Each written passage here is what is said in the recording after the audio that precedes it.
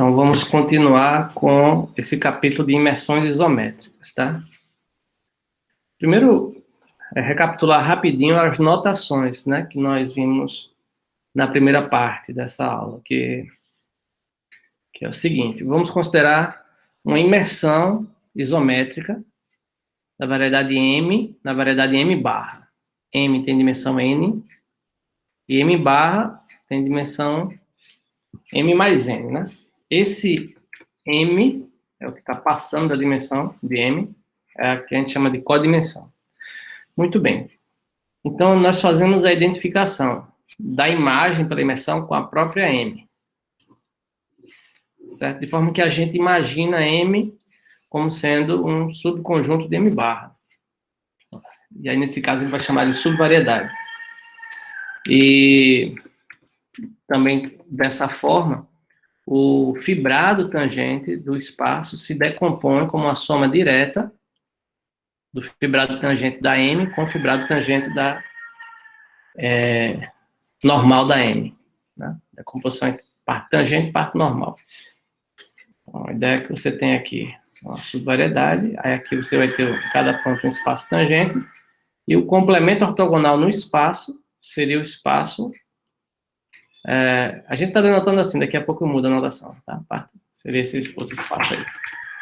Esse desenho aí, se ela fosse, por exemplo, um ambiente dessa dimensão 4, né? É claro que em cada ponto, né? Você pode fazer isso aqui pontualmente. Então, esse aqui é um espaço de dimensão N. Esse aqui é um espaço de dimensão M mais N. Logo, esse aqui, o espaço normal tem dimensão M. Ok? Ok. Bom, nesse contexto, né? A gente viu um exercício, né? Que quando você considera uma imersão isométrica, considera campos tangentes a M, considera as extensões locais desses campos e faz a derivada com respeito à conexão do ambiente, tá? Isso aqui a gente chama de ambiente, tá? A variedade que recebe, né, a imersão, certo? Que recebe a M. Vou chamar isso aqui de variedade ambiente. Então, a conexão, isso aqui faz sentido. Então, isso aqui é um vetor agora no espaço tangente a M. Esse vetor, ele tem a parte tangente e a parte normal. O que nós vimos, que foi um exercício, é que a parte tangente é exatamente a conexão riemanniana de M. Tá? E a parte normal, ela é muito importante para o estudo de imersões isométricas, é o que nós chamamos de segunda forma fundamental. Simplesmente essa decomposição. E aí essa parte normal a gente pode analisar e olhar de várias formas diferentes, tá? E equivalentes. Então, por exemplo, para cada vetor num fibrado, num espaço tangente normal, eta, a gente pode olhar a componente da segunda forma. Observe que isso aqui é um vetor normal, né? Por definição. Então, você olha a componente na direção desse vetor fixo. Entendeu? Isso aqui a gente vai chamar de H eta. Eu vou usar muito pouco isso. Ou você pode olhar também... Então, esse H aqui se torna o quê? Uma forma bilinear, tá certo? H eta vai de TPM, por exemplo, TPM em R. Ok? E aí você pode olhar o que a gente chama de forma quadrática associada a uma forma bilinear, que é simplesmente você avaliar a forma bilinear nos mesmos pontos. Isso aqui se torna uma forma quadrática. Também, tudo isso a gente chama de segunda forma fundamental, né? Como H eta de xy é definida assim, particular, a segunda forma eta de x vai ser isso aqui. Tá bom? E, por fim, esse operador aqui associado, eu esqueci de falar, isso aqui é chamado operador de Weingarten. Certo? Operador, isso aqui é uma forma, como é que chama? Quadrática. Então, ou se você preferir, né? Tem várias formas, né? Esse aqui é o operador linear associado à forma quadrática 2i ou à forma bilinear h. Tá? Na verdade, a gente definiu assim. Ou seja, você tem uma forma bilinear, então você define um operador dessa forma, certo? Esse é o operador associado à forma. Essencialmente, isso aqui é garantido a existência dele pelo teorema de Riesz, de álgebra linear, dimensão finita, tá? E, bom, em particular, esse operador, ele é um operador simétrico, tá? Aí a conta que, um exercício que nós fizemos é que se esse eta for unitário, ou esse operador, como eu falei, o operador de Weingarten, deixa eu ver se eu anoto aqui. Weingarten, é o nome de um matemático que definiu isso. É dado, digamos assim, explicitamente como isso aqui, tá? Você pega o vetor normal, aqui tá errado. Né? Aqui é x.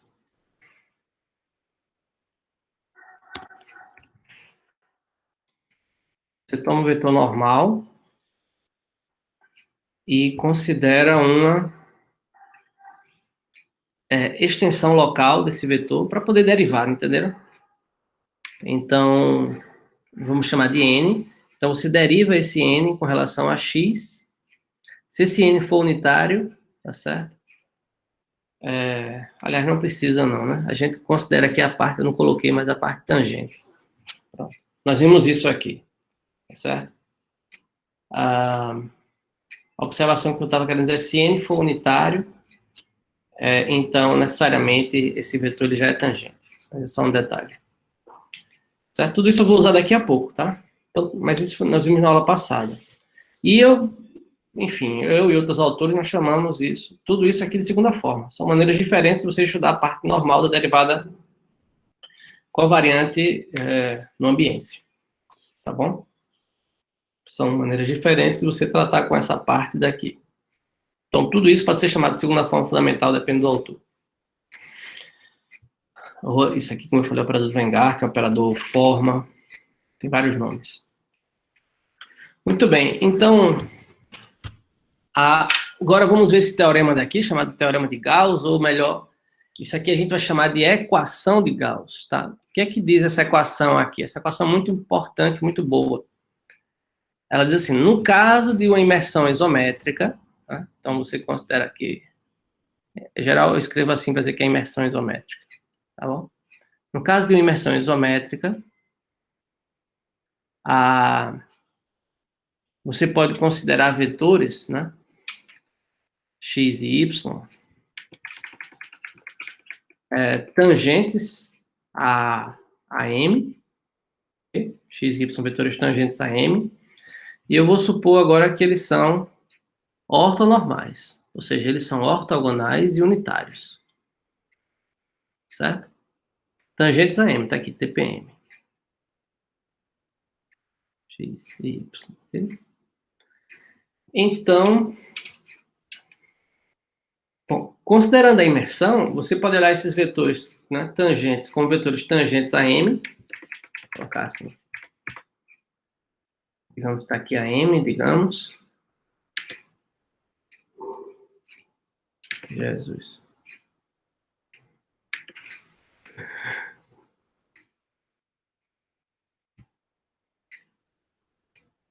Tá bom assim. Isso aqui é a M. Então, você tem dois vetores aqui, tá? Ortogonais. Ortogonais e unitários. X e Y, tá? Então, como a M está contida em M barra, você pode considerar esses vetores tanto como vetores em TPM, né? Como em TPM barra. Concordam? No ambiente. Então, você pode considerar a curvatura seccional, tanto na direção, ou tanto a de M, como a de M barra. No contexto de imersões isométricas, quando você tem dois vetores, ou um plano em geral, né? Se os vetores são tangentes a M, então faz sentido você calcular a curvatura seccional de M. Estou denotando por K. E também faz sentido, né, como eles estão imersos, estão contidos em M barra, calcular a curvatura neles do ambiente. Tá?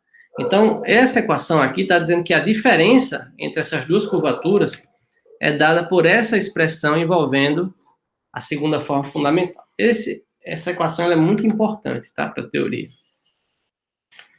E a demonstração é simples, tá? A gente vai fazer aqui, e a gente vai usar o fato deles serem ortonormais simplesmente para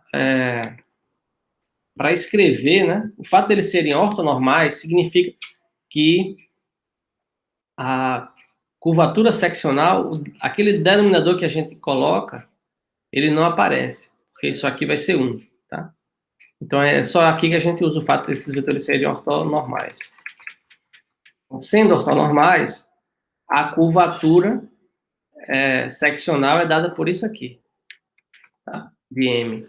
E a de M barra dada analogamente. A mesma coisa, só com uma barra, né? Ou seja, a gente está calculando a conexão no ambiente. A primeira observação, né? Ou seja, que essa parte aqui que envolve o colchete, tá certo? Quando você faz a diferença, o que é que vai aparecer? Quando você fizer isso, menos isso, então,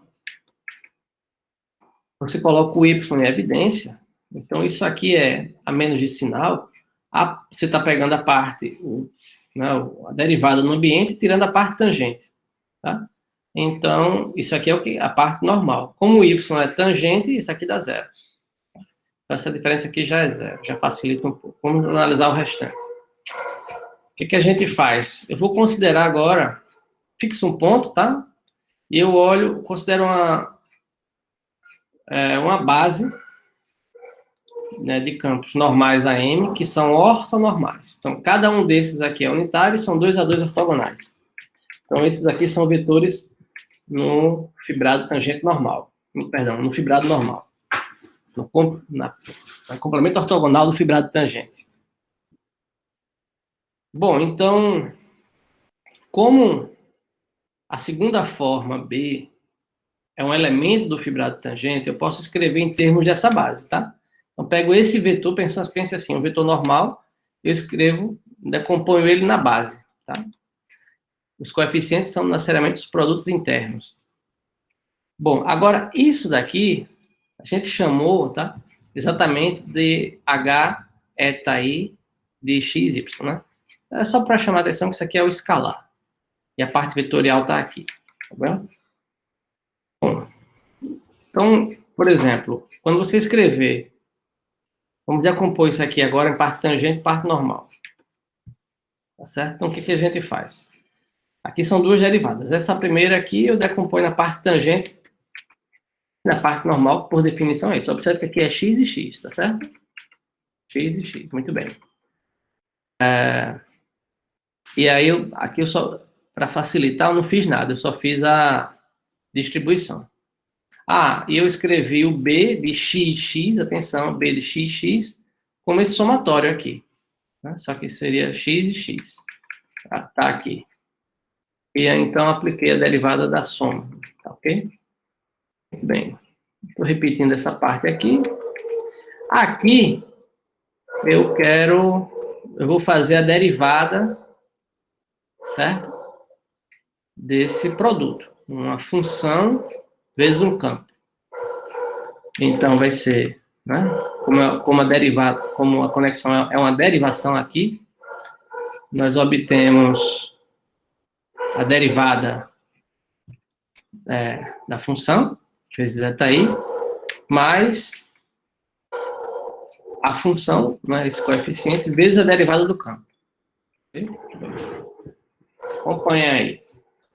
Então, quando eu tomar o produto interno disso aqui, tá certo? Com o vetor tangente y, primeira observação, isso aqui some, né? Porque esse vetor é normal. Que é, digamos assim, é um escalar, né? A derivada da função, e aqui a parte vetorial, que é ortogonal a y. Tá certo? Y é tangente, isso aqui é normal. Então, quando você fizer o produto interno aqui com y, isso aqui dá zero. Ok. Depois, quando você fizer a parte aqui, o produto interno com y, atenção, isso aqui é um vetor, Aí você vai decompor essa derivada daqui na parte tangente, tá certo? Que é ela própria. E a parte normal, quando você fizer o produto interno com, que é a segunda forma, com y vai dar zero também. Então, essa primeira parte aqui só obtém a parte tangente. Isso aqui dá zero e a segunda parte vai dar isso aqui. Okay? Então, é o produto interno disso com um vetor tangente y. Eu vou escrever quem é o h etaí de xx. Tá aqui, ó.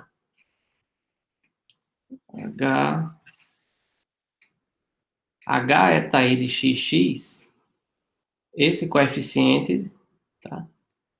Essa igualdade aqui, eu só estou definindo esse coeficiente como sendo esse coeficiente aqui. É só isso, tá?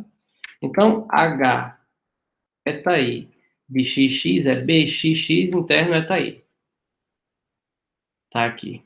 Então, eu escrevi esse termo, escrevi assim, tá?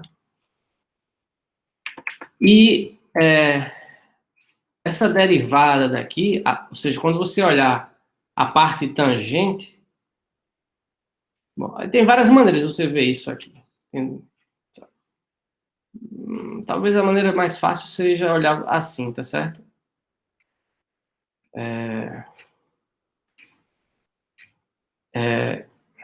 Eu vou explicar agora porque que isso aqui é igual a isso. Bom, você pode usar aquelas coisas lá, passar para o operador do Weingarten, tá? Mas no fundo a conta é a seguinte: para mostrar que isso é igual a isso, você faz assim, colocar aqui. Você sabe que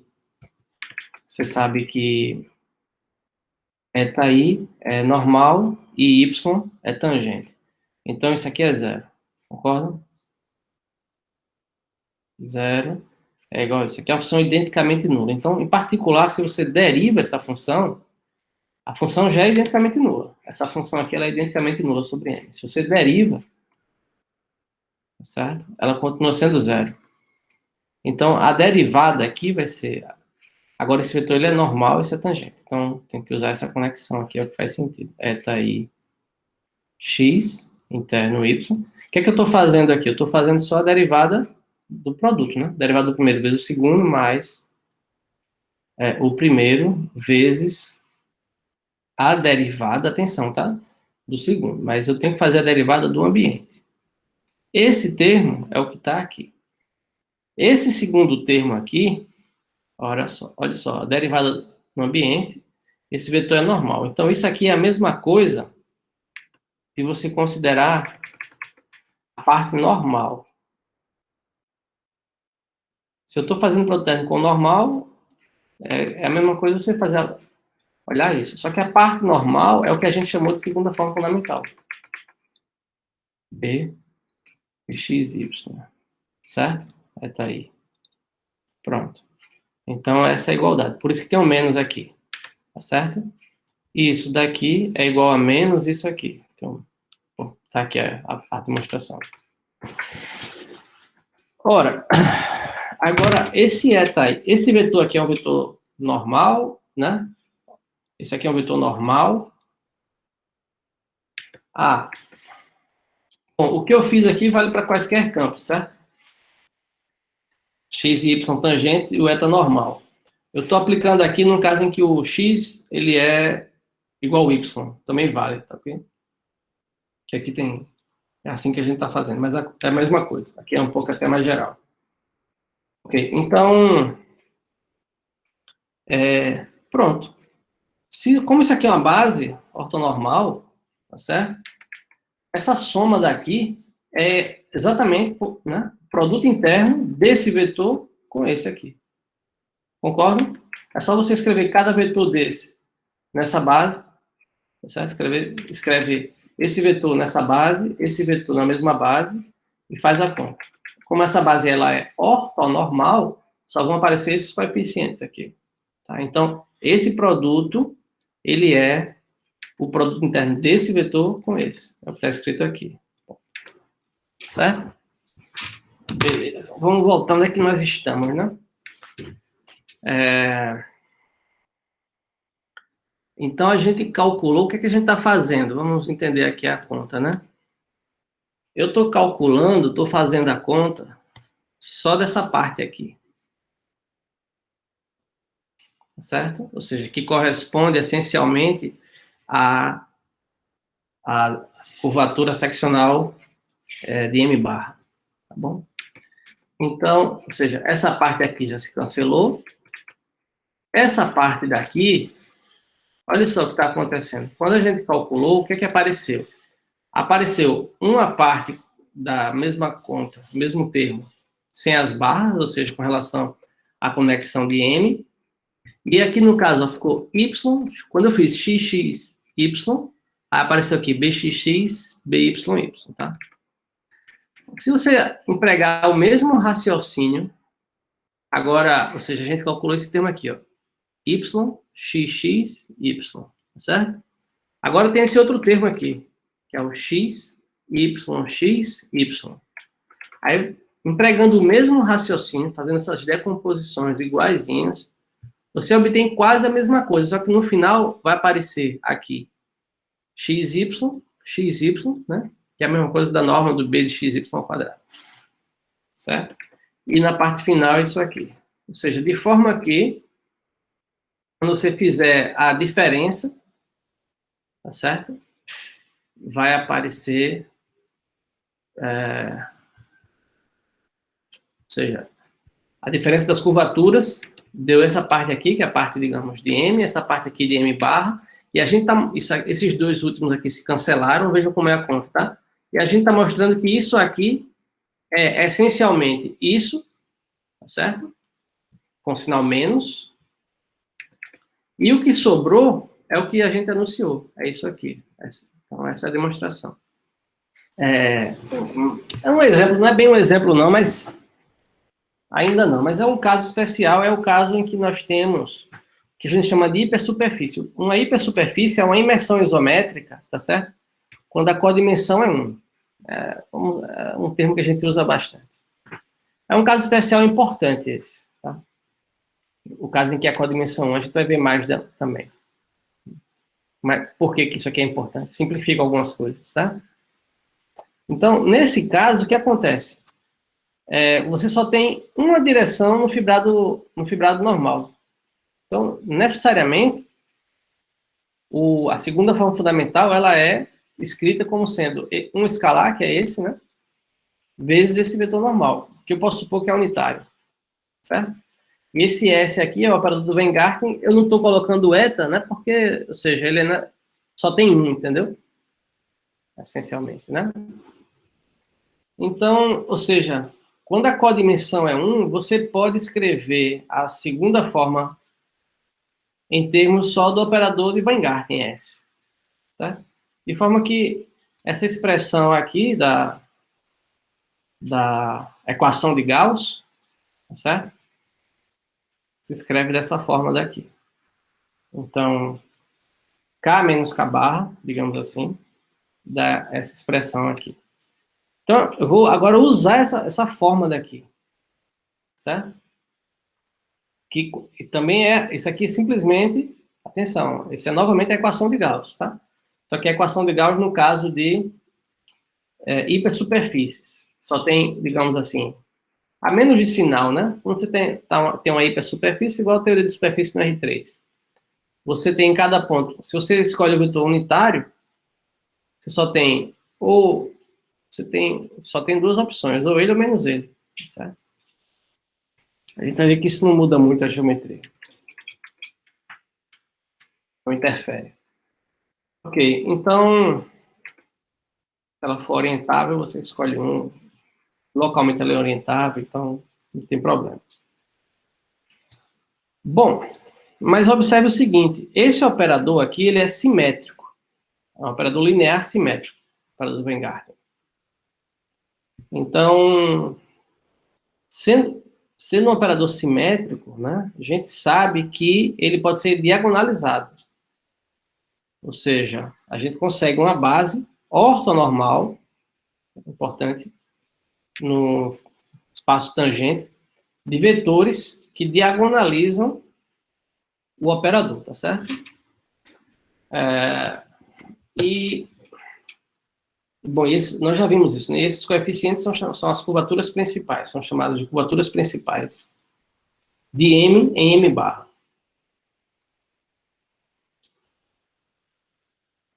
Tá bom? Então, atenção, curvaturas principais. Então, a gente está vendo aqui é que esse conceito, ele vale em geral, tá? Tem uma... Em geral, eu digo assim, aqui pode ser uma variedade riemanniana qualquer. Se você tiver uma hipersuperfície, então faz sentido falar nas curvaturas principais. Bom, então, quando você agora olha a equação de Gauss aplicada em dois vetores da base que diagonaliza o operador do Weingarten, tá? Dois vetores ortogonais. Então, eu vou pegar, digamos, um EI e um EJ, tá? Obviamente, I diferente de J. Ou seja, para calcular a curvatura, né, tem que ser dois vetores LI, tá bom? Então, se você calcula essa diferença, né? Usando essa notação, ou seja, a gente reduziu a equação de Gauss assim, em termos de operador do Weingarten, no caso de hipersuperfície.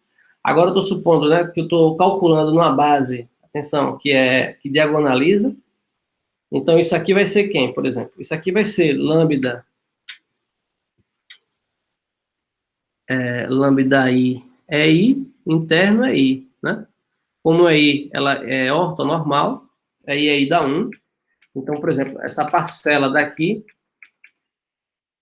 aqui é... Deixa eu jogar aqui. Essa primeira parcela da lambda I, tá? E a segunda parcela da lambda J, e a última da zero, né? Porque vai ser lambda I, e aqui vai ser o produto termo de I com EJ. É claro que I é diferente de J, que é zero. Lambda I ao quadrado.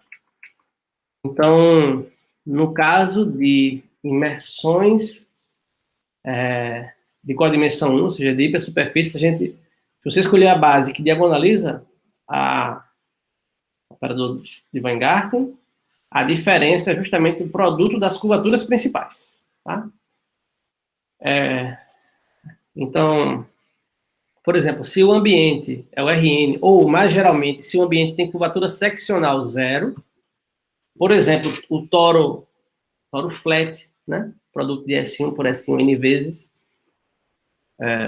o N mais uma vezes, tem essa propriedade, tá? Em ambientes que tem curvatura seccional zero, né? Particular, você vai ter que a curvatura, atenção, seccional de M, da imersão, em M aqui, é simplesmente o produto, né? Se você tomar duas direções que diagonalizam, vai ser o produto das curvaturas principais, tá? Então, usando isso, agora a gente vai calcular, atenção, a curvatura seccional, de uma forma simples, a curvatura seccional de uma esfera no espaço euclidiano, tá bom? De raio R. Então, nós vimos na aula passada que, nesse caso, as curvaturas principais são todas iguais, constantes, igual a 1 sobre R, tá? R é o raio da esfera, R está fixo. Então, a esfera, né, como uma hipersuperfície, do Rn mais 1, tá? Por todas as reduções que nós já fizemos aqui, a curvatura é zero e tal. Então, as curvaturas principais são todas iguais a 1 sobre R, portanto, a curvatura seccional da esfera, na direção de I e J, é 1 sobre R2, tá certo?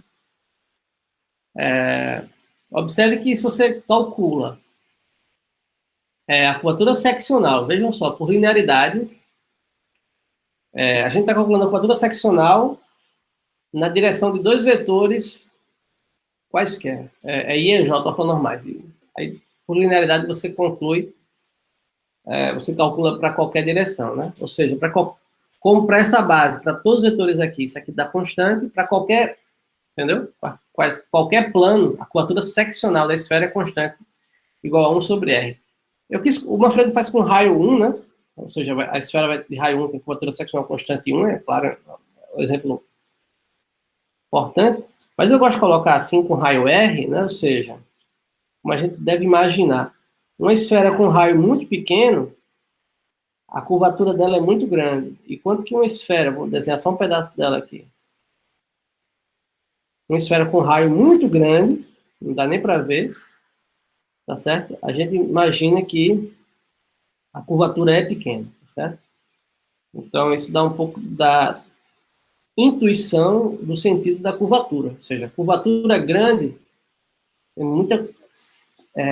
ou melhor, curvatura pequena, ela é meio plana, né? Curvatura grande, ela é longe de ser plana. Bom, ajuda na intuição aqui, do sentido da curvatura. Muito bem, continuando.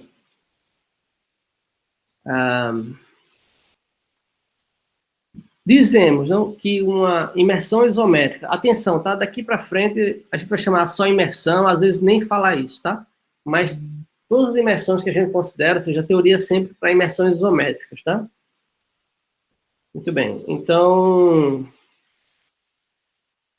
a gente vai dizer que a imersão ela é totalmente geodésica se a segunda forma fundamental se anula identicamente, tá?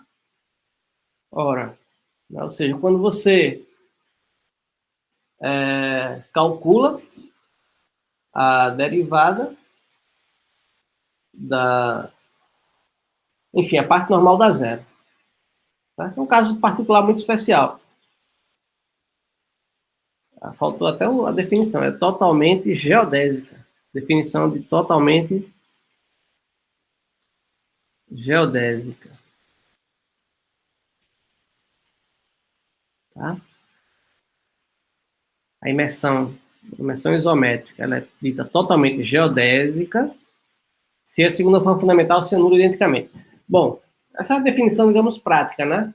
Mas o sentido geométrico é dado nessa proposição aqui. Uma imersão isométrica, ela é totalmente geodésica se somente se toda a geodésica de M é geodésica de M barra. Por isso que tem esse nome, totalmente geodésico, tem a ver com geodésicas, tá? Deve que isso, digamos assim, é uma coisa um pouquinho rara, né? Imagine, no R3, né? No R3, as geodésicas são retas, tá? Então, qualquer superfície que você considerar aqui curvada, né, que não contenha retas, né, sempre, ela não vai ser totalmente geodésica. De fato, tá? Um exemplo aqui é que no espaço euclidiano, a subvariedade, ou seja, qualquer imersão aqui totalmente geodésica, é necessariamente um K-plano, ou seja, um espaço afim. São as únicas totalmente geodésicas no espaço euclidiano, né? Por quê? Porque nós conhecemos as geodésicas do espaço euclidiano, tá? São retas. Então tem que ser uma coisa que tem que ser super folheada por retas. Só podem ser K-planos, tá? Mas vamos lá. Essa aqui é vamos ver essa proposição. Se a segunda forma se anula identicamente, essa propriedade mágica aqui vai acontecer. As geodésicas de M serão também geodésicas de M barra. Por quê? Como é que a gente prova isso? Bom, fixa um ponto, um vetor tangente, um vetor normal, certo? Que agora, atenção, vou também incluir essa notação. Em geral, assim que a gente denota. E eu considero, atenção, por enquanto não é geodésica não, só uma curva, poderia ser geodésica já, né? Uma geodésica, uma curva geodésica,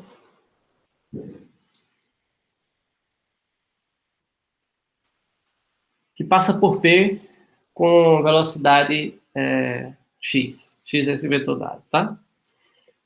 Aí, atenção, eu vou considerar, olha para esse desenho, vou chamar de x barra vai ser a extensão local do vetor tangente, gama', tá? Gama' é o vetor tangente ao longo da curva. Aí vou olhar x barra, uma extensão local de gama'. Eu vou chamar eta barra um campo normal ao longo, uma extensão local e normal ao longo de eta'. Esse eta barra daqui. Ou seja, está definindo a vizinhança e quando você está sobre gama, tá certo? Ele é ortogonal. Vou ampliar aqui, mais ou menos esse desenho.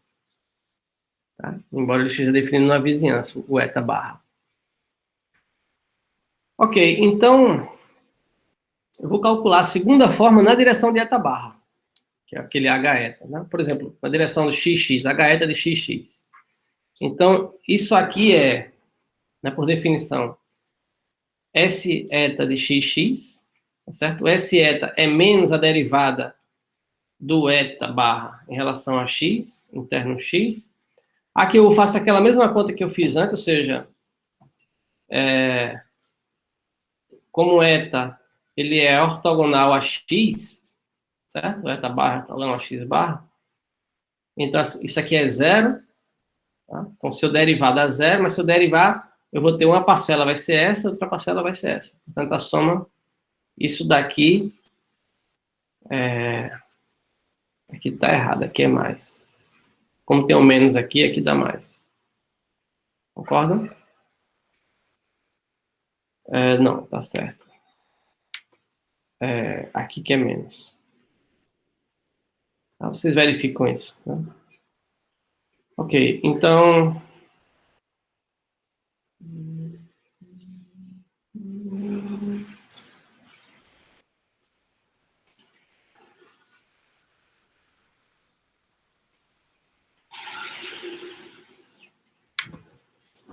deixa eu pensar aqui, deixa eu fazer essa conta direito, né?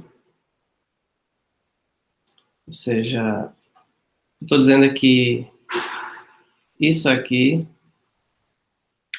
né? Derivando o produto, tá? Derivando o produto tem duas parcelas. Tem essa, derivando o produto dá zero, e a segunda parcela, que é essa, vezes isso aqui, né? Então, isso aqui é zero, então isso aqui é mais. Bom, não vai importar muito não, vocês vão entender agora por quê. Aqui é mais, só um detalhe. Aqui também é menos, eu acho. Mas não importa, né? Esse aqui dá zero. Aí, deixa eu apagar aqui. Não tem mais sinal aqui, não. Bom, nessa igualdade aqui eu só fiz apagar essa primeira parcela, ok? Muito bem,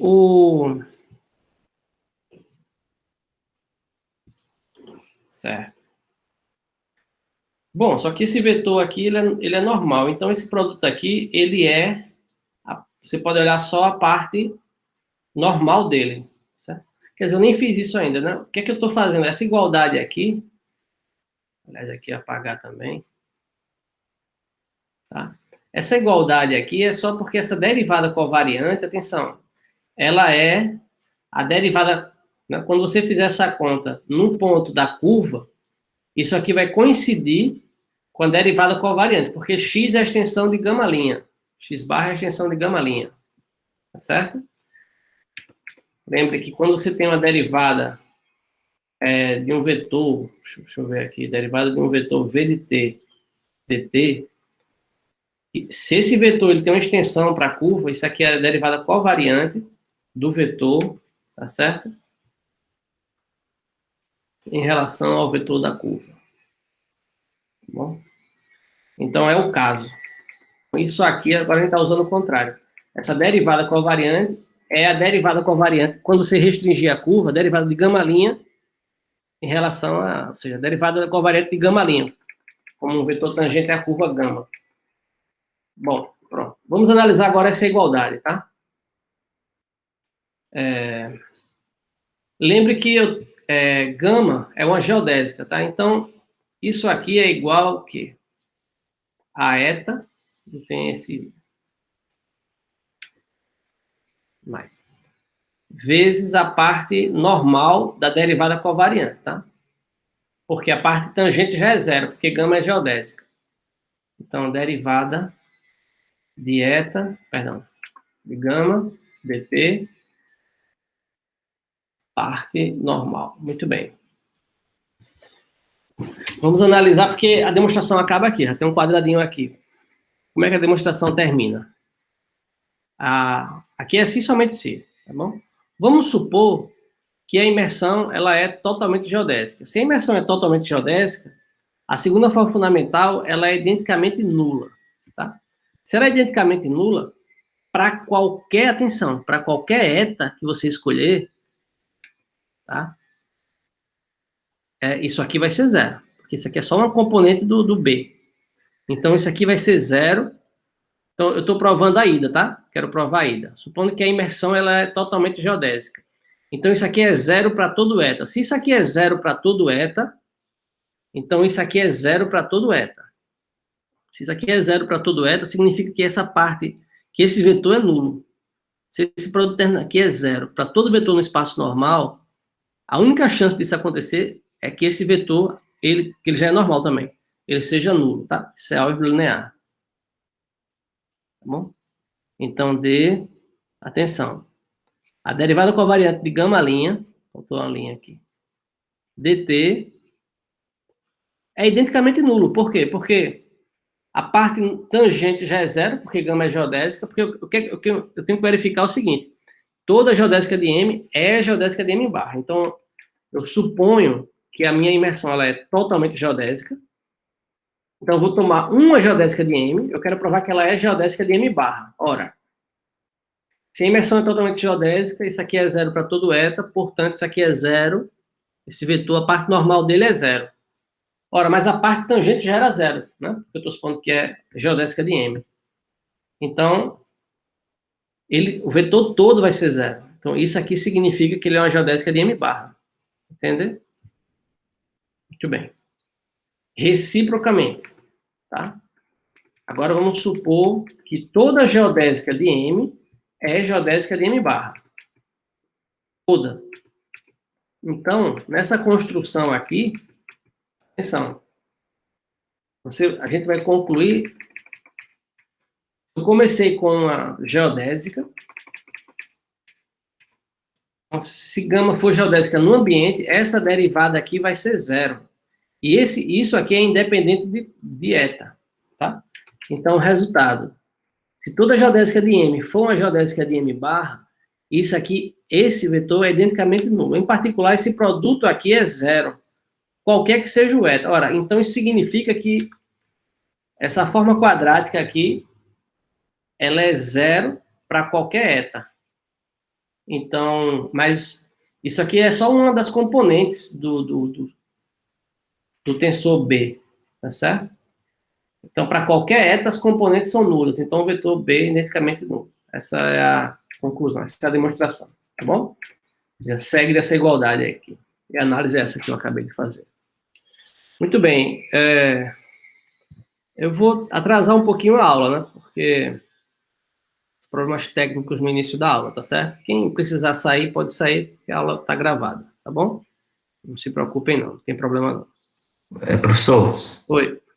Eu estou com uma dúvida.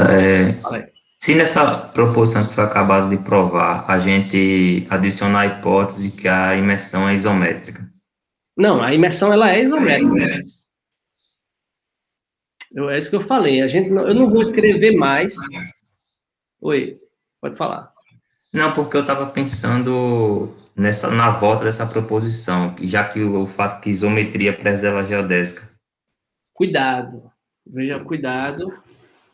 Boa, essa é uma boa pergunta. Deixa eu explicar. Ótima pergunta. Ficaria estranho que toda imersão isométrica seria totalmente geodésica. Exato. Muito bem. Ótimo. Vamos esclarecer essa dúvida, Rodrigo. Boa pergunta. Entenda o seguinte. Eu tenho uma variedade M, tá certo? PV azul aqui. Tem uma variedade M. E tenho uma variedade M barra, certo? Aí eu tenho aqui minha imersão isométrica. Atenção, cuidado, tá? Eu vou colocar aqui a imagem, né? Porque toda função vai sobre a imagem. E isso aqui é um subconjunto de M barra, ok? Então, o que nós vimos, que eu defini um tempo atrás, é uma isometria. O que é uma isometria entre duas variedades, tá? Uma isometria entre duas variedades é um difeomorfismo que é uma isometria. Então, aqui tem a mesma dimensão, ok? Então, nesse caso, as isometrias entre variedades, as isometrias preservam geodésicas, levam geodésicas em geodésicas, ok? Agora, quando você olha uma imersão isométrica de M em M barra, isso não é uma isometria, é uma imersão isométrica, tá? Agora, ela é uma isometria sobre a imagem. Agora eu vou explicar para você, certo? Eu vou explicar com um exemplo que eu gosto muito, que é o exemplo do plano no cilindro. Já falei. Tem o F, atenção. Esse exemplo é muito, assim, instrutivo. Vamos pegar o R2, para fazer isso em qualquer dimensão. O R2, tá? Se você quiser imaginar como R vezes R. Em R3, mas eu vou colocar aqui em S1, cartesiano R, se você quiser. Certo? Então, o que é que eu vou dizer já que a aplicação é essa, e esse aqui eu vou olhar como sendo um subconjunto do R3. Isso aqui é um exemplo. Então, F vai pegar XY e vai levar em cosseno X, seno X, Y, tá? Isso, se você olhar do R2 em S1 vezes R, isso aqui é uma isometria, exercício, tá? Então, eu vou pegar aqui o cilindro, uma isometria local, né? Porque não é um diffel global, mas em cada parcela que for injetiva, isso aqui é uma isometria, tá certo? Então, por exemplo, sabendo disso, a gente... Deixa eu mudar aqui, fazer um desenho menor. Tá aqui o R2, tá? E tá aqui o cilindro. Pronto. Essa aplicação F ela é uma isometria do R2, dimensão 2, no cilindro, dimensão 2. Uma isometria local, tá certo? Então, por exemplo, quem são as geodésicas do R2? São todas as retas, tá certo? Escolha um ponto aí qualquer. Então, você tem, por exemplo, essa reta, tem essa reta, tem qualquer outra reta assim, certo? Então, essas retas aqui vão ser um pedaço aqui de um círculo, a primeira. Essa outra aqui vai ser um pedaço aqui dessa reta. E um assim, oblíqua, vai ser aqui, a gente sabe que vai ser um pedaço de uma hélice. É só jogar aqui, vocês veem, tá certo? Aqui, vamos pensar assim. Pronto. Essas aqui são as geodésicas do cilindro. São esses círculos aqui, horizontais, digamos, tá? Essas retas verticais e as hélices. Pronto, E essas aqui são as geodésicas do plano. São as retas, ok? Essa aplicação, ela é uma isometria local, então ela vai levar geodésicas em geodésicas. Tá bom? Agora, essas curvas aqui, a menos dessa, tá? Essas outras, tanto as hélices como esses círculos, né, naturalmente, eles não são geodésicas aqui. Por quê? Ou seja, porque justamente quando você calcula, e é legal porque como é que eu faço essa conta? Justamente no fundo da conta, deixa eu explicar para você, Rodrigo. A conta aqui é assim, ó. É isso aqui. Outra maneira de provar, um pouco grosseira, seria assim: a derivada, você vai olhar a derivada no ambiente, né? Aí vai ter a parte tangente, que é a derivada sobre a superfície, e a parte normal, que eu vou escrever assim. No fundo é isso aqui, ó, gama linha. Entendeu? Então, ou seja, o fato dela ser uma isometria, uma imersão isométrica, o fato da imersão, vejam bem, o fato da imersão ser isométrica é o que garante que a parte tangente é a derivada de M. Entendeu? Isso aqui você está derivando em M barra. Você pega a parte tangente, essa parte tangente é a derivada de M. Isso aqui é o fato dela ser uma imersão isométrica. Só que como a codimensão é maior, você tem mais gente na jogada. Entendeu? É um ajuste. Quando ela é um diffeomorfismo, né? A dimensão é a mesma, não tem essa parcela, entendeu? Não tem essa parcela. Então, o fato dela ser uma isometria garante que essas duas coisas são iguais. Portanto, vai ser geodésica em uma, se somente ser geodésica na outra. Agora, quando a codimensão é maior, você tem um ajuste aí que é dado pela segunda forma fundamental. No fundo, a demonstração é, grosso modo, como se... essencialmente, seria essa equação aí. Então, quando a codimensão é maior, quando tem uma imersão isométrica, você tem um termo a mais. Entendeu? Que tem que ser levado em conta. Daí que vem a definição. Tá certo? Tá claro? Beleza. O que mais que eu ia falar? Eu ia dar só mais um exemplo aqui, que vocês podem fazer também.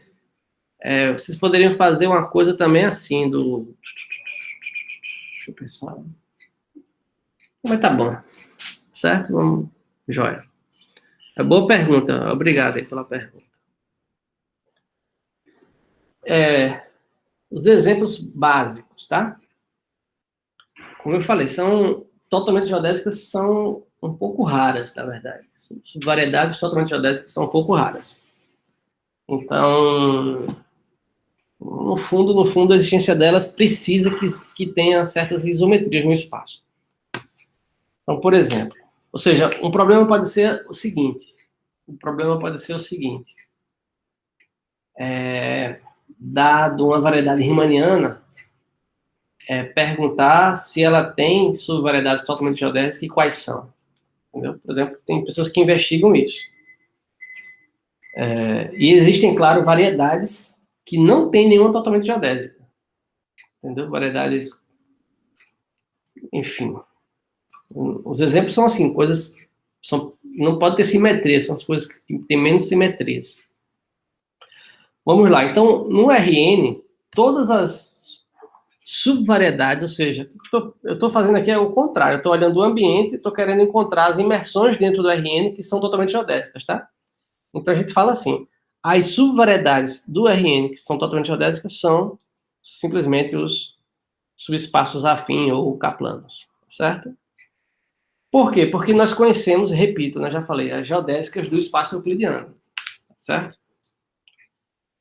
Na esfera, nós também conhecemos as geodésicas da esfera. Quem são as geodésicas da esfera? Ou seja, para encontrar as totalmente geodésicas, eu vou usar isso aqui, entendeu? Vou usar essa caracterização. Então, eu vou olhar as geodésicas de M, e essencialmente, de M barra, né? E olhar, digamos, as variedades que são, digamos, meio que folheadas por totalmente geodésicas. Então, por exemplo, no caso de SN, da esfera, nós sabemos que as geodésicas da esfera são os grandes círculos. Então, consequentemente, as subvariedades totalmente geodésicas são K-esferas, certo?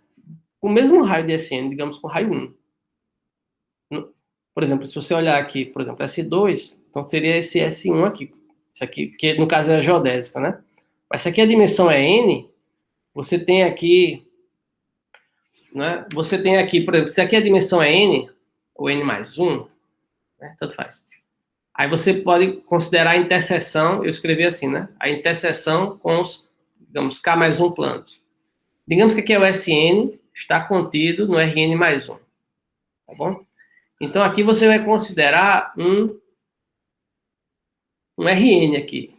O XN mais 1 igual a 0, digamos, esse hiperplano aqui. Então isso aqui vai cortar, a interseção desse hiperplano com SN é essa esfera aqui, SN menos 1, tá? Que tem raio, digamos, mesmo raio. Então, ela é totalmente geodésica. Então, por indução, tá? Aliás, esse aqui é um bom argumento. Então, se você, por exemplo, S1 de raio 1 é totalmente geodésico em S2, entendeu? De raio 1 também, que é totalmente geodésica em S3. Ou seja, são equadores e subvariedades do equador, entendeu? De raio 1. Então, as totalmente geodésicas da esfera são K-esferas, digamos assim, que tem o mesmo raio. Deixa eu só explicar mais uma vez, né? Quando você olha, por exemplo, uma dimensão a menos, você tem aqui, essa aqui que tem raio máximo, né? Digamos que é um raio da... Vamos supor que SN tem raio 1. Tá? Então, você vai ter aqui o que eu vou chamar de equador, que é essa daqui, a interseção, esse SN mais 1, SN menos 1, é a interseção de SN com esse K plano aqui, com esse N plano. Tá bom? Mas aí você tem aqui outras, entendeu? Essas aqui. Então, aqui os raios estão ficando pequenos, os raios estão pequenos, estão diminuindo, elas não são totalmente geodésicas, porque essas curvinhas aqui, elas não são geodésicas de SN, esses paralelos. Até observei isso já para vocês, certo? Então, por exemplo, se você fixa uma dimensão e olha essa foliação aí, digamos, né, você tem esferas de raio 1 até raio 0 aqui. Né? O raio vai tendendo a 0. Certo? Pronto. Só essa daqui com raio máximo é que ela é totalmente geodésica. Um exercício bacana, posso até pedir para vocês fazerem isso. Um exercício interessante é justamente esse. Dimensão 1 mesmo, assim. Digamos que aqui está SN, ou SN mais 1, e você vai olhar só as de dimensão N1 a menos, as hipersuperfícies. Essas aqui, tá? Okay. Então, isso aqui é uma esfera de dimensão N menos 1, tá certo? E raio R, no espaço euclidiano. Certo? Que está contida em SN. Então, vocês podem calcular, por exemplo, quem é a segunda forma fundamental dela. Certo? É um exercício. Com relação ao raio. Você pode fazer tanto com relação ao raio. Atenção, tem dois raios aqui, atenção. Tem esse raio, digamos, euclidiano aqui, olhando isso aqui como a esfera no espaço euclidiano. Como você também tem esse raio aqui, vou desenhar de vermelho, que seria o raio intrínseco dela. Ou seja, essa azulzinha daqui é uma esfera geodésica em SN, tá? Esse outro raio. Tem esse raio aqui, tem esse raio aqui. Duas maneiras de você descrever essa esfera. Uma hipersuperfície de SN. Um exercício é você calcular quem é, por exemplo, a segunda forma fundamental, ou as curvaturas principais, já que é uma hipersuperfície, em termos dos raios. E aí você vê que, por exemplo, isso aqui vai chegar a 0 aqui, e tender a mais infinito ou a menos infinito. Você vem para cá, né? Que depois passa, entendeu? A norma, né? Enfim, estou pensando na curvatura média, mas enfim. Enfim, continuando. Então, essas são as totalmente geodésicas de SN. Uma observação mais ou menos simples, né? É que quando você tem uma variedade que ela é um produto de duas variedades riemannianas, tá? Que é a variedade riemanniana, que é uma variedade riemanniana, o produto delas é uma variedade riemanniana. Então, quando você fixa um ponto nessa variedade de produto, portanto vai ser um par, né? PQ, e você olha para esses M1 cartesiano Q ou P cartesiano M2, a gente vai chamar isso aqui de slices, né? Fatias. Essas subvariedades, elas são totalmente geodésicas, tá? Isso aqui sempre que a variedade ela é um produto, então, exercício, verifiquem essas subvariedades, né? Digamos que aqui tem dimensão M, sei lá, N e M, né? De forma que essa aqui tem dimensão M mais N. Então, isso aqui é uma subvariedade de dimensão N, isso aqui é uma subvariedade de dimensão M, de M. Tá certo? É um caso particular aí que dá uns exemplos, né? E outro, um exercício que tem aí no livro, o exercício 4, que diz o seguinte, né? Você pode ter subvariedades mais gerais, né? Do que os slices, né? E aí, se você tem, por exemplo, se N1 é totalmente geodésica em M1, N2 é totalmente geodésica em M2, Então, quando você considera o produto das variedades, esse produto, naturalmente, ele contém o produto N1 por N2, tá? Então, se N1 é totalmente geodésica em M1 e N2 é totalmente geodésica em M2, então N1 vezes N2 é totalmente geodésica em M1 vezes M2. É um exercício aí do Manfredo para vocês olharem, tá bom? Muito bem. Uma condição mais fraca do que ser totalmente geodésica, atenção, muito importante isso, é a condição de que ela é uma subvariedade mínima, tá? Repito, aqui imersão sempre vai ser imersão isométrica. Eu vou até parar de escrever já. Certo? Aqui, imersão isométrica. Então, é um conceito mais fraco, né? Ela é totalmente geodésica se a segunda forma ela é identicamente nula. Desculpa.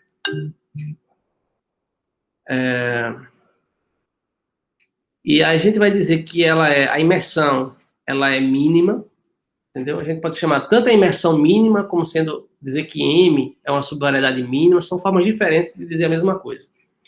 Se a segunda forma fundamental tem traço nulo. Vamos ver o que é isso, né? A gente pode definir o que é o traço da segunda forma fundamental. A segunda forma fundamental é um tensor, tá certo? Pega dois vetores tangentes e leva aqui no vetor normal. Então a gente pode fixar uma base do espaço tangente e calcular o traço disso aqui, tá certo? Tá aqui a definição. Esse traço vai ser aqui, vai ser uma soma aqui. Então esse traço é um vetor normal, tá? Esse traço ele recebe o nome de vetor curvatura média, tá? Então, por exemplo, se você toma uma base ortogonal, então o traço, né, por definição, vai ser a soma da diagonal, digamos assim, né? I é J é J, tá certo? Bom, eu só fiz aqui outras formas de escrever, não vou descrever muito. Por que é muito importante isso, né? Bom, as subvariedades mínimas, elas aparecem em muitos contextos, né? Vocês sabem, né? É uma teoria à parte, importante, dentro da geometria riemanniana. Então, é um assunto muito interessante, muito rico, tem muitas pesquisas, tá certo? E relações com outras áreas, com várias áreas, né? E tem uma coisa muito interessante, recente, super recente, como eu falei, né? Existem variedades que não admitem subvariedades totalmente geodésicas, ok? Porém, recentemente foi verificada uma conjectura do Yau, pelo Antoine Song, que diz o seguinte: qualquer variedade, atenção, viu? Qualquer variedade fechada, M barra, qualquer variedade fechada, M barra, possui infinitas, digamos que a dimensão N mais 1, infinitas hipersuperfícies mínimas distintas, certo? Então, isso foi uma consequência aí da teoria do Fernando Kodai e do André Neves, né?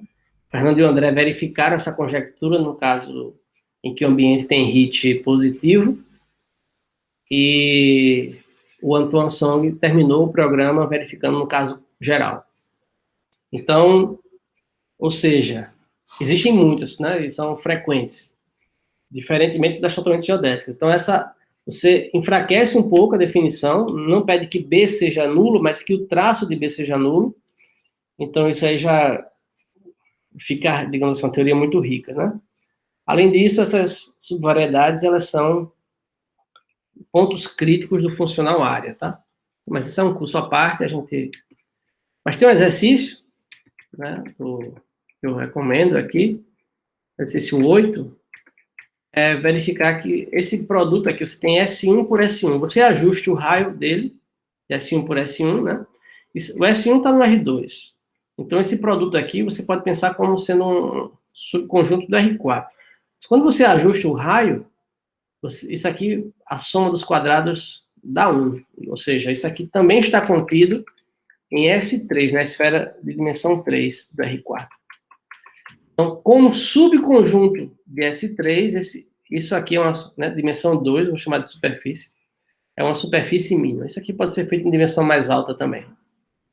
Tá? Isso aqui é chamado de toro de Clifford, muito importante também na teoria das superfícies mínimas. Digamos aqui, é um exemplo não trivial, né, que dá para fazer a conta, entendeu? Bom, enfim, né? O assunto é vasto, a gente só esse comentário aqui para fazer. Com essa definição, vocês podem verificar esse exercício, tá bom? Bom, agora vamos falar das equações fundamentais. É assim que a gente vai terminar agora esse capítulo, tá bom? Então, existem 3 equações fundamentais na teoria das imersões isométricas: a equação de Gauss, Codazzi e Ritch, né? A de Gauss nós já vimos, mas vamos vê-la novamente, tá?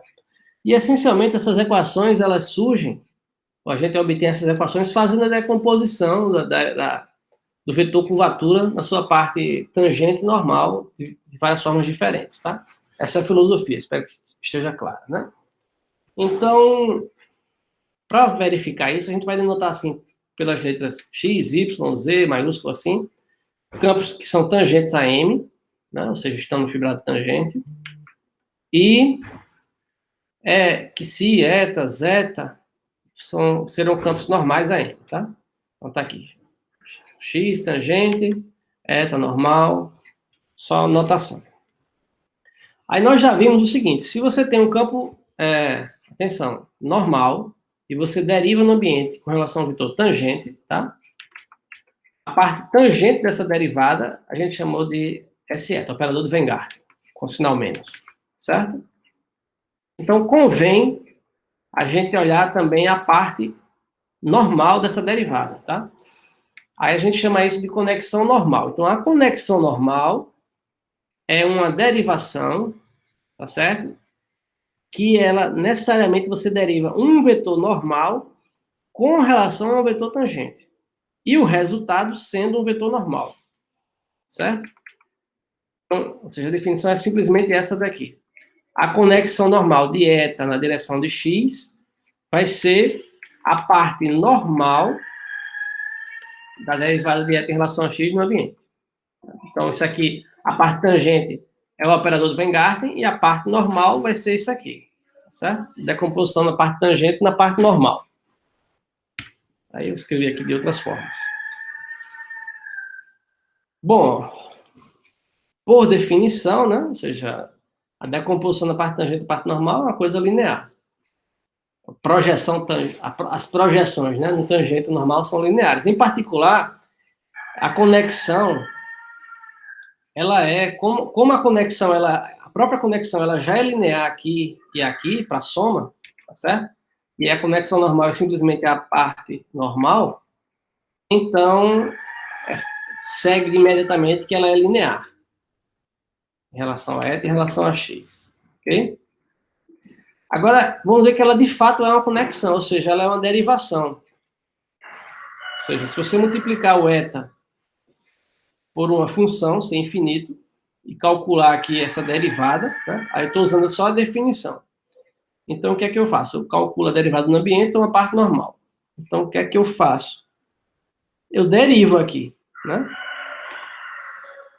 Nabla barra é uma conexão. Então, vai ser x, a derivada de f em relação a x vezes eta, mais f vezes essa derivada. Bom, isso aqui é só um coeficiente, tá certo? Um escalar. E isso aqui é o vetor normal. Então, a componente normal de eta é ele próprio, certo? Então, a gente obtém essa parte aqui, a componente normal é ela própria. F é um escalar, então você vai ter uma parte normal, você tem uma parte normal do vetor. A parte normal disso aqui é o que a gente definiu como sendo a conexão normal, tá certo? Ou seja, vale também para a conexão normal a derivada do produto, certo? Então, ela é de fato uma derivação, né? Ou uma conexão.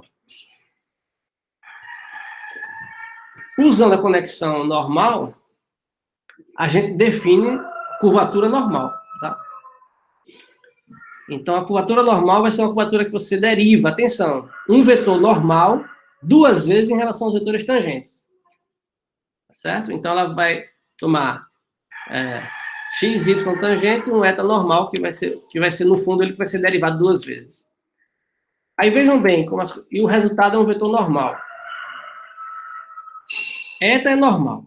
Então, quando você calcular a derivada de eta em relação a x com a conexão normal, esse objeto aqui que eu circulei, ele próprio já é um vetor normal. Se ele é um vetor normal, então faz sentido eu calcular a derivada normal dele de novo em relação ao vetor tangente y, tá certo? Então você, no fundo, que você vai aplicar? Você vai aplicar o mesmo conceito como é que chama? Do tensor curvatura, mas a conexão que vai fazer sentido para o resultado ser um vetor normal é a conexão normal, tá certo? Ou seja, usando a conexão normal, esse objeto aqui vai ser normal. Pronto, é só uma definição. Curvatura do fibrado normal, a gente chama, tá? Em particular, quando esse tensor aqui ele é identicamente nulo, nós dizemos que a variedade tem fibrado normal plano. Normalmente, a gente usa o termo em inglês, fibrado normal flat, mesma coisa, certo? Isso é importante. Tem algumas implicações sobre isso. Muito bem, então o que a gente vai fazer agora? Usando essa notação, a gente vai primeiro dar uma nova demonstração da equação de Gauss. Só que essa equação de Gauss agora é uma equação, digamos assim, num tensor de Riemann cheio, né? O teorema anterior, a equação de Gauss anterior, nós vimos para o caso de curvatura seccional, né? Ou seja, seria aqui xy, xy, né? E xy ortonormais. Agora a gente vai fazer a conta no caso geral, tá bom? E aqui não precisa pedir que sejam ortonormais, não. Aí a gente vai ver que a diferença, como antes, né? Ou seja, R barra menos R, é dado novamente por uma expressão que depende da segunda forma fundamental, né? E depois vamos provar também a chamada equação de Hit. A equação de Hit, olha só, vamos lá. A equação de Gauss você vai tomar o vetor curvatura do ambiente e todos os vetores aqui tangentes. Então aparece aqui uma parte, envolvendo a segunda. Aparece a curvatura de M e aparece a curvatura, a segunda forma fundamental, tá? A equação de Hit, você vai fazer a curvatura do ambiente, agora sim, tangente, tangente, normal, normal. Então, um termo que vai aparecer é a curvatura do fibrado normal, R-perp, e mais uma correção que vem novamente da segunda forma fundamental. Tá? Vamos provar essas duas equações aqui por enquanto. Bom, a demonstração é, como eu já adiantei mais ou menos, né? Você tomar essa decomposição na parte tangente e na parte normal. Você pega, digamos assim, o tensor R barra, faz a decomposição. Aqui está só a definição. Aí você vai pegar essa primeira derivada, escrever na parte tangente, parte normal. Primeira derivada. Escrever parte tangente, parte normal. Terceira derivada, parte tangente, parte normal. Ok? Parte normal é isso aqui. Depois, aplica a linearidade. Né? Eu só fiz aplicar a linearidade. Então, derivei aqui. Não fiz nenhuma conta, nenhuma decomposição. Só apliquei a derivada aqui, perdão. Esse termo aqui. Essa igualdade aqui, não fiz nada. Ok? Só fiz usar a decomposição. Só para ficar mais simples. Agora a gente vai fazer novamente essa decomposição na parte tangente e na parte normal. Vejam só. Quando eu tomar a parte tangente do que está sublinhado aqui, ou seja, dessa parte tangente aqui, junto com essa parte, eu vou obter o tensor curvatura de M. Concordam? Concordo. Então, a parte tangente do que está sublinhado já está aqui. A parte normal é a segunda forma fundamental. Então, vai ser a segunda forma fundamental de Y, tá vendo? Com dz dx. Então, esse termo daqui é a parte normal disso aqui, tá? E aí, sucessivamente. Por exemplo, a parte tangente disso aqui é esse termo, tá? A parte normal disso aqui é isso aqui.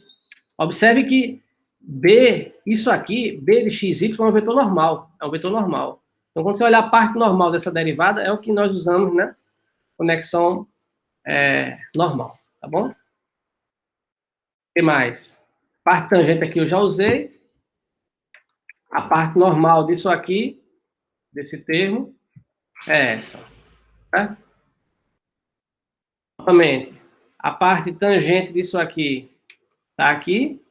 E a parte normal disso aqui é isso aqui. E tem esse último termo aqui, que ela é normal. Agora, vejam só, para a equação de Gauss, o que nós queremos é o produto interno desse tensor aqui, R barra de XYZ, produto interno com o vetor tangente. Vou fazer isso aqui agora, tá certo? Bom, então eu vou olhar para essa expressão e aqui tudo que está sublinhado é normal. Quando eu fizer o produto interno de R barra de XYZ com o vetor tangente T, certo? Vai ter essa parte aqui, vezes o vetor tangente T, que a gente, né, é importante para a gente, e vai sobrar só esses dois aqui, né? Esses outros que estão sublinhados dá zero, tá?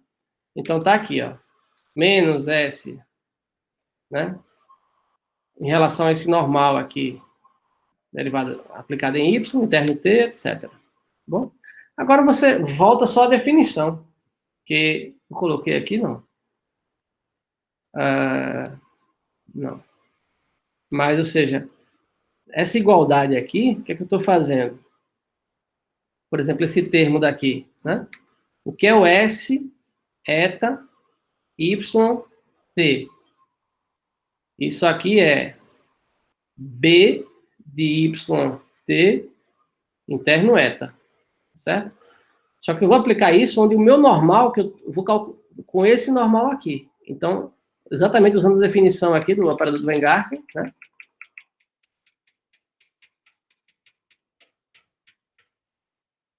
Isso aqui vai ser B de Y, T, interno esse vetor normal aqui, que é o B de XZ.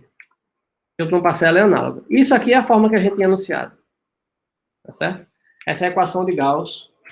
Ou seja, no fundo, você calculou o tensor curvatura, decompôs na parte tangente, na parte normal, e tomou o produto termo com a parte tangente. Olhou a parte tangente, essencialmente. Tá? Essa é a equação de Gauss, digamos, no tensor Riemann cheio. Agora vamos calcular a equação de Hit. Então, o que é que eu vou fazer? Eu vou fazer a mesma conta, agora x tangente, y tangente, eta normal e zeta normal. Tá? Então, primeiro eu calculo, como antes, eu calculo essa parte aqui e depois faço o produto termo com o normal. Aqui a conta. Aqui. Tá certo? Eu vou ser um pouco mais rápido, vocês podem seguir, podem me perguntar também, mas seja, a ideia é a mesma. Só fazer com calma. Você pega a primeira parcela, divide na parte tangente, na parte normal, segunda parcela, parte tangente, parte normal, terceira parcela, parte tangente, parte normal, depois deriva de novo, né, assim, parte tangente, parte normal, e vai chegar nessa expressão aqui, final, tá? Então, o que está escrito aqui é simplesmente a decomposição na parte tangente, na parte normal, do tensor R barra calculado em x, y, eta. X, y tangentes, eta normal. Nessa expressão, novamente, você tem vetores tangentes e vetores normais. Todo mundo que eu sublinhei aqui é tangente. Então, quando você fizer o produto interno com o vetor zeta, que é normal, né? A gente está usando essa notação. Então, o que está sublinhado some, tá? Aí, de novo, né? Você vai ter que... tem esse termo daqui, tá vendo esse aqui? Isso aqui, isso aqui e isso aqui é justamente a parte da curvatura do fibrado normal. Curvatura normal. Certo? Tá aí. Está sublinhado some, de vermelho. E aí tem mais duas parcelas, que são essas aqui. Quando você fizer o produto termo com zeta, dá isso aqui, né? Muito bem. Aí eu lembro para vocês mais uma vez a definição. Eu já tinha colocado lá em cima. Só aplicando a definição, Aí você vê, por exemplo, essa primeira parcela daqui. Você aplica a definição, vai aparecer o eta que si, perdão, S que si, S zeta x, interno y. Tá bom? Direto. Se aplicar a segunda, olhar aqui na segunda parcela, vai dar S zeta, S eta y x. Agora eu vou usar o fato de que S ele é simétrico.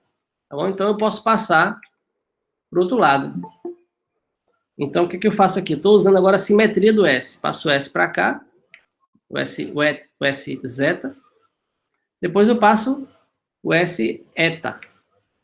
Certo? Fica assim. Eu só troquei a ordem. Então, o que é que eu tenho? Eu tenho esse tensor interno y, esse tensor interno y. Então, essa diferença daqui, eu escrevo assim. Atenção. E isso aqui a gente vai chamar, denotar, tá? Do colchete. A gente aplicou o colchete, atenção. Definimos o colchete para campos, tá? Então, aqui é só a anotação. Vai ser o colchete para operadores. É a mesma coisa. Ok? Faz sentido também. Muito bem. Então, essa é a conclusão da equação de Hit. Tá aqui. Tá? Demonstração aí. Então, só recapitulando, né? A demonstração segue tanto da equação de Gauss como dessa equação de Hit, de você analisar a parte tangente, a parte normal do tensor curvatura do ambiente, calculado nos vetores certos, tá? E aí duas observações aqui que importante, que uma primeira eu já fiz, né? Na equação de Gauss, essa equação geralzona aqui de Gauss, nessa equação de Gauss aqui, se você tomar o z igual a x e o t igual a y, e eles ortonormais, então você reobtém aquela equação que nós vimos antes. Ok? Primeira observação é essa. Então essa equação é um pouquinho mais geral. E a segunda observação é que se o ambiente ele tem curvatura seccional constante, então isso daqui é zero. Tá? Por quê? Vamos lembrar aqui. Quando um dos resultados lá do capítulo de curvatura, quando o ambiente, uma variedade riemanniana tem curvatura seccional constante, o tensor de Riemann tem um tensor especial, vou chamar de R0. Tá? Existe um tensor especial R0. Esse tensor ele é assim. R0 de x, y, zt. Ele é o seguinte. Ele é x, z, y, t menos y, z, x, t. Isso. Não, perdão. Quase certo. Vocês lembraram já, né? Certamente. Então, aqui é xz, primeiro com o terceiro, aí o segundo com o quarto. Depois você troca o primeiro com o quarto, né? O segundo com o terceiro. Certo. Entenderam? De forma que, se a curvatura seccional é constante, então o tensor curvatura, se isso aqui é constante, o tensor curvatura, né? Uma barra porque a variedade assim, né? E aqui eu vou colocar eta. Zeta é essa constante, vou chamar de K0, vezes isso aqui, tá certo? Vezes isso aí, então vai ser. Só que aí você tem aqui, ó, tangente, tangente, normal, normal, entendeu? Então vai ser x interno eta. Depois quem? Y interno menos x interno zeta, y interno eta. Entenderam? Então, se você tomar aqui tangente, tangente, normal, normal, se a curvatura seccional é constante, o tensor curvatura é um múltiplo, é a constante desse tensor aqui. Só que aqui você tem tangente normal, dá zero. Tangente normal dá zero. Certo? Então, isso aqui é importante. Então, por que é importante? Porque, por exemplo, na equação de Hit, se a curvatura seccional do ambiente é constante, esse termo aqui é zero. Primeira observação. Então, o fibrado normal, essa observação é importante. O fibrado normal, ele é plano, essa derivada é zero, somente se esse colchete aqui é zero. Certo? E dizer que esse colchete aqui é zero significa dizer que tem uma base que diagonaliza, de álgebra linear. Existe uma base que diagonaliza todos os operadores de Weingarten de uma vez só. Tá? É um fato técnico, mas por incrível que pareça, isso aparece de vez em quando aí nos artigos. Tá bom? Queria fazer só esse comentário. Ok. Beleza. Já eu volto a falar um pouquinho mais sobre isso. Vamos lá, tá quase acabando. Então, agora só uma anotação, tá certo? Vamos chamar isso aqui o produto interno. Tinha um nome lá atrás, tinha um nome, mas vamos chamar isso aqui assim, de B. B é a segunda forma. Então, BXY interno eta, a gente vai chamar assim de B de XY eta.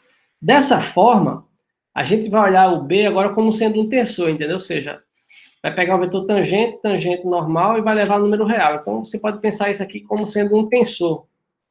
Na verdade, mais ou menos isso aqui. Aqui não é isso, né? Aqui no espaço das funções.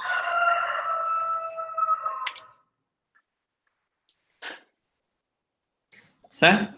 Então, escrevendo dessa forma, simplesmente tomando o produto interno, você obtém um tensor. Vocês podem verificar que isso aí é um tensor. Se é um tensor, ou seja, é um 3 tensor, ou seja, o que é um 3 tensor? Né? Um operador assim que é linear, em cada coordenada, é trilinear, é só isso. Né? Então, em particular, a gente tem uma noção, né, do conceito de derivada covariante, tá? Aí vejam só que a derivada covariante, a gente tem que tomar um pouquinho de cuidado, tem que ver onde é que os nossos...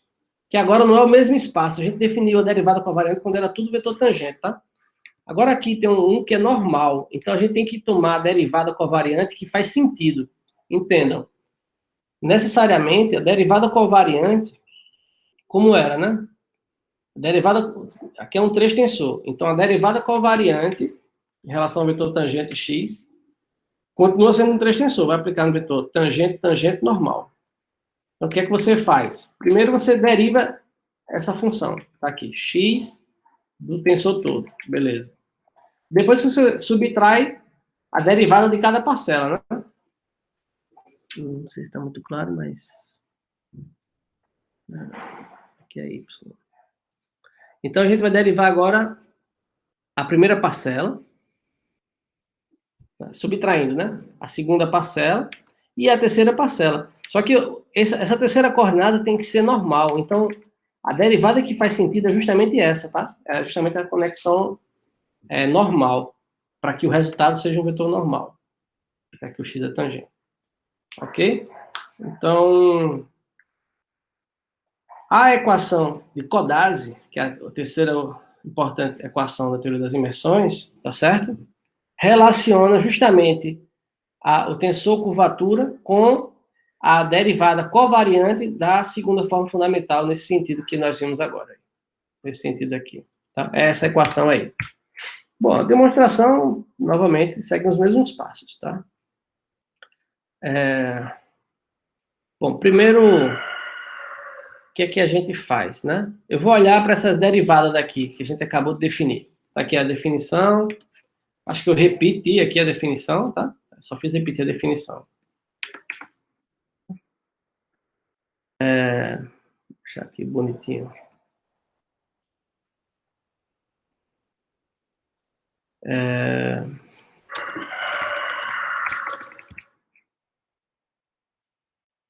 Então, só fiz repetir a definição. Agora, eu vou derivar, né? Esse aqui é o... Agora, aliás, nessa definição, eu voltei ao produto interno, né? Porque, ou seja, qual é o significado disso aqui? É um produto interno. O que é isso aqui? É um produto interno. Isso aqui é um produto interno, isso aqui é um produto interno, tá? Então, eu só fiz olhar a definição, mas voltando o produto interno, tá? Então, o x deriva um produto interno. Vai ser derivada, atenção, tá? Esse vetor aqui, ele é normal. Quando esse vetor ele é normal e esse é tangente. Quando você derivar esse vetor normal, você tem que usar a conexão do ambiente. Quando você pegar a conexão do ambiente e tomar a parte, fizer o produto com a normal, basta você tomar a parte normal dela. A parte normal dela é essa conexão aqui. Derivei o x aqui no ambiente, tomei a parte normal, dá isso. Tá? Aí depois, derivada do segundo termo, tá aqui. Essa parcela, vocês já estão vendo, se cancela com a última, tá bom? Cancelou com a última. As outras duas eu repeti, tá bom? Pronto, deixei essa expressão. Agora, o que a gente faz? Essa conta daqui a gente já viu antes, tá? A gente pegou o tensor curvatura do ambiente em vetores tangentes, e aí a gente fez aquela conta toda para escrever na parte tangente e na parte normal. Vimos lá em cima isso aqui para provar a equação de Gauss. Tá? X, Y, Z, tangentes. Lá na equação de Gauss, a gente tomou produto interno com um T, tangente também. Então, a gente olhou só a parte tangente da equação. Agora, a gente vai pegar isso aqui, a mesma expressão que está lá em cima, e a gente vai tomar o produto interno com o vetor eta, tá? Porque é isso que diz aqui a equação de Codazzi. Ó, tangente, tangente, tangente, normal. Tá bom? Então, produto interno desse aqui com o vetor eta normal. Tudo que tem esse tracinho vermelho é tangente, vai desaparecer, tá bom? Então vai sobrar só as outras 3 parcelas. Estão aí, perdão, 6 parcelas, né? Só que tem um detalhe. Então, a primeira parcela está aqui, ok? A segunda parcela está aqui, etc. A última, então, 1, 2, 3, 4. São essas 4 primeiras aqui, ok?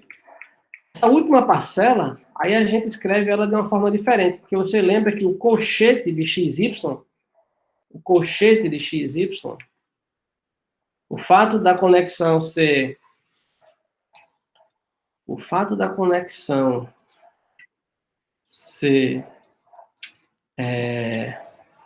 simétrica, né? Diz que o colchete é a diferença da conexão. Bom dia. Bom dia, não. Ok? Então, na última parcela, eu usei esse fato. Ou seja, esse B aqui da conexão, eu decompus ele com uma derivada aqui e essa derivada aqui, tá certo? E aí, bom, vou deixar o último detalhe para vocês, que é o seguinte, vocês observam o seguinte, que essa derivada daqui deu esses 3 termos, certo? Então, se você trocar agora, trocar y com x, vai dar uma coisa análoga, né? Trocando y com x. Essa diferença é o que está escrito aqui. São esses 6 termos, é justamente a diferença dessas duas derivadas. Oi, meu irmão. Sim, então, acabamos de ver a demonstração da equação de Hit, perdão, Codazzi, tá? Agora, algumas observações a mais, tá? Quando, novamente, tá? A curvatura seccional do ambiente é constante, então isso aqui é zero, tá? Pelo mesmo argumento que eu observei anteriormente. Tá bom? Então, se a curvatura seccional do ambiente é constante, isso aqui é zero, então a equação de Codazzi se reduz a isso aqui igual a zero, ou seja, uma certa comutatividade na derivada covariante. Está escrito aqui, tá? A equação de Codazzi se reduz a isso aqui. Além disso, tá? Estou supondo que é zero. Agora, além disso, eu vou supor que a codimensão é 1. Tá bom? E que o vetor normal é unitário. Então esse vetor aqui é zero. Vocês concordam? Não? Por quê? Isso aqui é tangente. Tá? Se a codimensão é 1, isso aqui é tangente, e se ele é unitário, né? Isso aqui é tangente, e, portanto, essa derivada, a parte normal é zero.